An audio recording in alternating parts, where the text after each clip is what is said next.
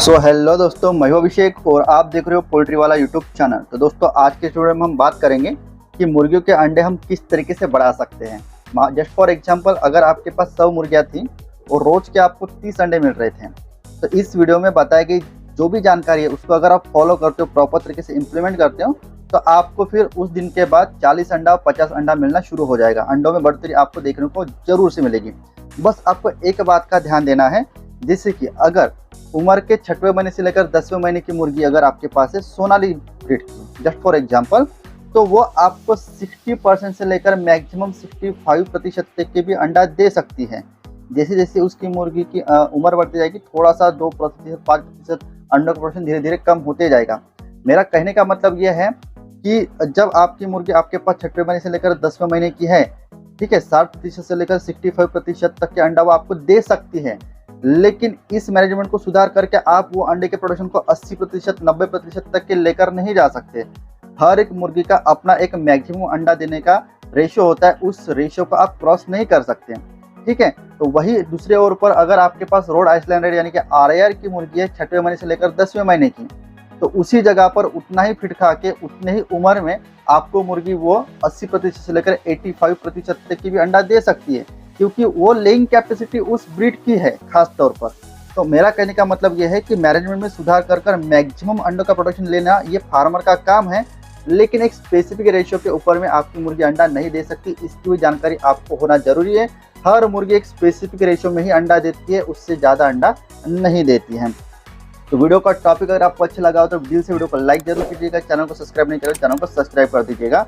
जरूर मैम भाइयों को ये वीडियो शेयर जरूर कर दीजिएगा।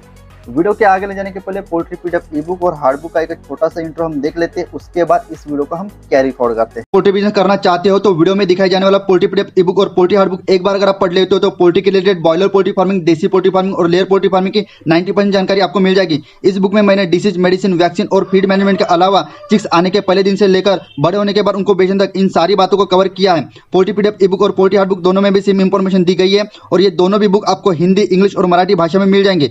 PDF ई-बुक आपको मात्र 50 रुपये में मिल जाएगा और हार्ड बुक आपको 250 रुपये में मिल जाएगा अगर आप प्रीपेड 250 रुपये ऑनलाइन पे करके इस बुक को खरीदते हो तो।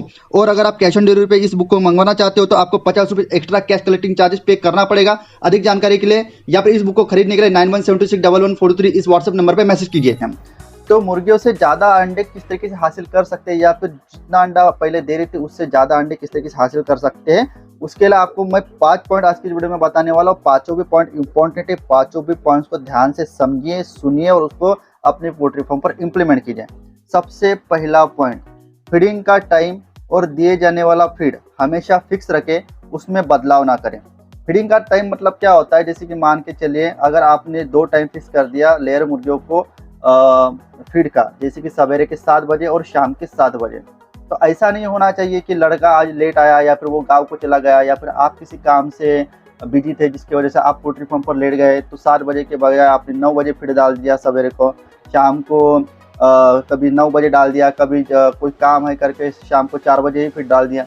तो जब कभी भी फीडिंग का टाइम चेंज होता है, ठीक है, तो लेयर मुर्गिया का जो भी डाइजेस्टिव सिस्टम होता है वो इम्बैलेंस हो जाता है और जो भी अंडे की साइकिल होती है वो इम्बैलेंस होने की वजह से आपकी मुर्गी आपको अंडे का रेशियो कम देती है।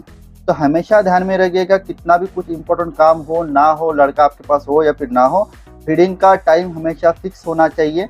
और साथ ही साथ जो भी फीड आप उसको दे रहे हो, भले ही आप उसको कंपनी का रेडीमेड फीड खिला रहे हो, लेयर फीड खिलवा रहे हो, या फिर फीड फार्मेशन के हिसाब से आपने खुद के घर पर फीड बनाया हो, या फिर आप उसको गेहूँ, चावल, इस तरीके से बहुत सारे इंग्रेडिएंट्स मिलाकर उनको दे रहे हो, व्हाटएवर, आप मुर्गी को कुछ भी क्यों ना दे रहे हो, उसमें बार बार बदलाव ना कीजिए। उदाहरण के तौर पर अगर आप उसको लेयर मुर्गी का फीड खिलवा रहे हो, तो दुकान पर जाने के बाद लेयर मुर्गी का फीड अगर खत्म हुआ अगर आपको दिखाई देता है, उस शॉप वाले के पास लेयर मुर्गी का फीड नहीं है, तो फिर आप गावरान मुर्गी का फीड लेकर आते हो मजबूरी के कारण, और उसके बाद उसको फिर गावरान मुर्गी का फीड खिलाना शुरू करते हो। ये आपका फर्ज है कि आपके पास पहले से ही 1 महीने का 1.5 महीने का स्टॉक पहले से ही उपलब्ध होना चाहिए और पहला वाला स्टॉक खत्म होने के पहले दूसरा वाला स्टॉक आकर रहना चाहिए। उसी समय पर आपके फीड में बदलाव नहीं होता है। यही बात लागू होती है, आप मुर्गियों को कौन सा भी फीड क्यों ना दो, लेकिन उसमें बदलाव नहीं होना चाहिए। क्यों?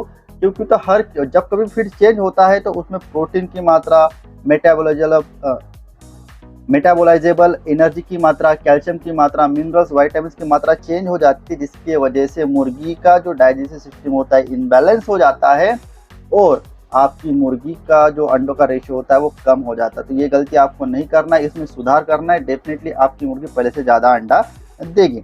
दूसरा पॉइंट होता है दोस्तों, मुर्गियों को आरामदायक स्थितियों में रखें। आरामदायक स्थिति में मतलब लीटर की जो मोटाई होती है वो अच्छी खासी 2 इंच 3 इंच की होनी चाहिए। एकदम ही पतली आपने लीटर रख दिया, इसके वजह से भी आरामदायक स्थिति मुर्गियों को नहीं मिल पाती। ठीक है, तो आपका लीटर कभी भी गीला नहीं होना चाहिए। लीटर अगर गीला होता है तो मुर्गी खुद को अनकंफर्टेबल सिचुएशन में महसूस करती है, स्ट्रेस में चली जाती है। इसका इनडायरेक्ट परिणाम क्या होता है कि आपकी मुर्गी अंडा कम देती है। गर्मियों में एकदम ज़्यादा हाई टेम्परेचर है, शेड में किसी भी तरीके से टेम्परेचर को कंट्रोल करने के लिए आपने सुविधा नहीं बनाई हुई है, बहुत ज़्यादा मुर्गियाँ हाँप रही है, जिसकी वजह से उनका एनर्जी लॉस होता है और मुर्गी इनडायरेक्ट वे में आपको अंडा कम देती है। ठंड के दिन में वहाँ पर गर्मी आपको मेंटेन करना है। एकदम ज़्यादा अगर ठंडी आपके शेड में होगी तो आपकी मुर्गी आरामदायक स्थिति महसूस नहीं करेगी। ठीक है, अनकंफर्टेबल महसूस करेगी और उसी तरीके से स्ट्रेस में जाकर फिर से अंडा आपका कम देगी। मतलब इनडायरेक्ट वे में आपको इस तरीके से मैनेजमेंट करना है कि मुर्गी आपको खुद को मतलब आरामदायक स्थिति में महसूस करनी चाहिए, एकदम कंफर्टेबल।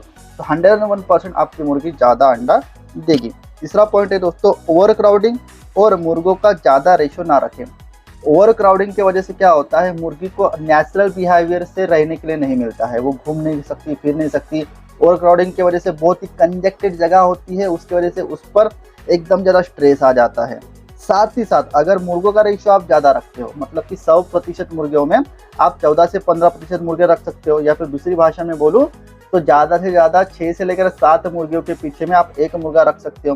कभी कभार फर्टिलिटी ज़्यादा आनी चाहिए या फिर अंडे ज़्यादा आना चाहिए करके बहुत सारे फार्मर क्या करते हैं, 2 3 4 मुर्गी के पीछे ही एक मुर्गा रख देते हैं, जिसकी वजह से क्या होता है कि जो मुर्गा और मुर्गी की क्रॉसिंग होती है, मेटिंग होती है, वो बार बार होती है। एक मुर्गा क्रॉसिंग करके उतरता नहीं कि दूसरा मुर्गा फिर से उस मुर्गी पर बढ़ जाता है, जिसकी वजह से अनवांटेड स्ट्रेस उस मुर्गी पर आता है। मुर्गी काफ़ी ज़्यादा थक जाती है, जिसके कारण आपकी मुर्गी फिर अंडे का प्रोडक्शन ड्रॉप कर देती है। इसी के वजह से आपको ओवर क्राउडिंग और साथ ही साथ मुर्गों का रेशियो अपने बैच पर ज़्यादा नहीं रखना है। इस चीज़ में अगर सुधार करोगे तो डेफिनेटली आपकी मुर्गी पहले से ज़्यादा अंडा जरूर देगी। चौथे पॉइंट की अगर मैं बात बोलता हूँ तो समय समय पर अंडा ना देने वाली मुर्गियों को बाहर निकाल कर बेच दे। सीधा बेच देना है, उसको रखना ही नहीं है। जी हाँ दोस्तों, मतलब जैसे कि मान के चलिए अगर आपके पास 1000 मुर्गियाँ हैं तो आने वाले 1-1.5 साल में आपको 100, 150, 200 मुर्गियाँ वक्त रहते 1 महीने में, 1.5 महीने में, 2 महीने में एक बार ग्रेडिंग करके बेच देना है। क्यों, क्या होता है कि वक्त के साथ धीरे धीरे कुछ मुर्गियाँ अंडा देती ही नहीं, बिल्कुल नहीं देती है, सिर्फ फीड खाती है, उसके बाद फिर अंडा नहीं देती है। स्टार्टिंग में तो वो अंडा दे रही होती है, लेकिन आगे किन्हीं कारणों के चलते फिर वो अंडा देना बंद कर देती है। उनमें आप कितना भी इंजेक्शन दे दो, विटामिन दे दो, मिनरल्स दे दो, अच्छा फीड दे दो, लेकिन फिर भी वो मुर्गी अंडा नहीं देती है। इन मुर्गियों की पहचान किस तरीके से करना है, उनका जो चेहरे का कलर होता है वो कभी भी लाल नहीं दिखाई देगा, वो आपको सफ़ेद पीला ही दिखाई देगा। मुर्गी के पैर सूखे हुए दिखाई देंगे। मुर्गी का जो कलर होता है पंखों का वो पूरा का पूरा डल दिखाई देगा। मुर्गी थोड़ी सी सुस्त रहेंगी। ऐसे मुर्गियों को उनकी तबीयत सुधार करके अपने बैच में रखना है, उन मुर्गियों को निकालना है और डायरेक्टली मार्केट में बेच देना है। तो बाकी जो बच्चे वाली मुर्गियाँ होंगी वो ज़्यादा से ज़्यादा अंडा देने वाली मुर्गियाँ होगी। तो इसका मतलब जब आपको 1000 मुर्गियों में पहले 400 अंडे मिलते थे, तो ये जब 5, 50, 100 मुर्गियाँ आप बिना अंडा देने वाली जब निकाल लोगे, तो जैसे पहले आपको 40% अंडा मिलता था, तो 5, 50, 100 मुर्गियाँ 1000 मुर्गियों से बेच देने के बाद फिर आपको 45 से लेकर 50%, 55% अंडा मिलेगा, क्योंकि जो बच्ची वाली मुर्गियाँ है वो पूरी की पूरी अंडा देने वाली ही मुर्गियाँ होंगी। तो इस बात का भी आपको खास ख्याल रखना है। हर 2 महीने में, 1.5 महीने में एक बार ग्रेडिंग करके जो अंडा ना देने वाली मुर्गियाँ उनको बेच देना है।